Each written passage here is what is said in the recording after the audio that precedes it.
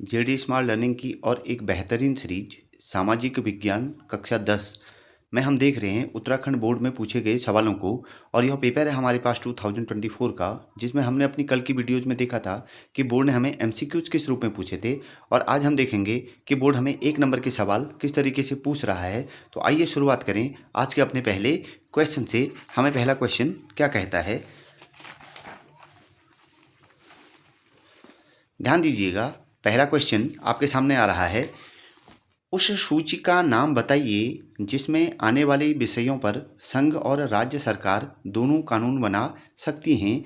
उस सूची का नाम होता है समवर्ती सूची। और एक्स्ट्रा फैक्ट है कि समवर्ती सूची भारतीय संविधान के 7वीं अनुसूची की सूची है और यह अनुसूची 7 में 3rd नंबर की सूची में शामिल है। नेक्स्ट सवाल, व्यक्तियों के बीच धार्मिक आस्था के आधार पर भेदभाव न करने वाले व्यक्तियों को क्या कहा जाता है। तो व्यक्तियों के बीच धार्मिक आस्था के आधार पर भेदभाव न करने वाले व्यक्तियों को धर्मनिरपेक्ष कहा जाता है। नेक्स्ट सवाल आपके सामने आ रहा है, 2019 में हुए लोकसभा चुनाव में किस राजनीतिक दल ने सर्वाधिक सीटें जीती।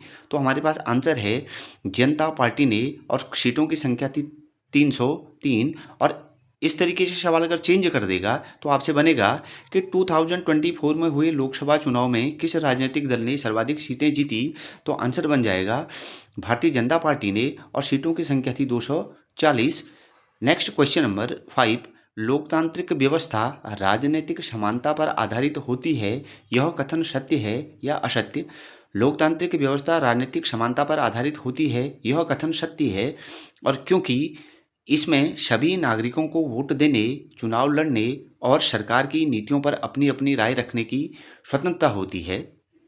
नेक्स्ट क्वेश्चन नंबर 6 है, भूमिगत जल और कच्चा तेल में से कौन सा एक नवीकरणीय संसाधन का उदाहरण है। तो हमारे पास आंसर बनता है कि भूमिगत जल एक नवीकरणीय संसाधन का उदाहरण है। नेक्स्ट सवाल है, भारत में राष्ट्रीय उपभोक्ता दिवस कब मनाया जाता है। तो आंसर बनेगा भारत में राष्ट्रीय उपभोक्ता दिवस 24 दिसंबर को मनाया जाता है और यह 1986 में इसे मंजूरी दी गई थी। नेक्स्ट सवाल है हमारे पास, एनआईसी का पूरा नाम लिखिए। तो एनआईसी का पूरा नाम होगा नेशनल इंफॉर्मेटिक्स सेंटर। नेक्स्ट सवाल आएगा हमारे पास, राष्ट्रीय सेवा योजना एनएसएस का आदर्श वाक्य क्या है। तो राष्ट्रीय सेवा योजना, जिसे हम शॉर्ट में एनएसएस कहते हैं, उसका ध्येय वाक्य है मैं नहीं बल्कि आप, not me but you.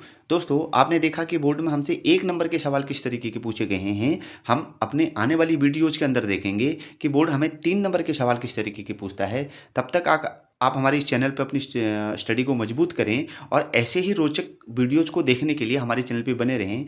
Thank you very much.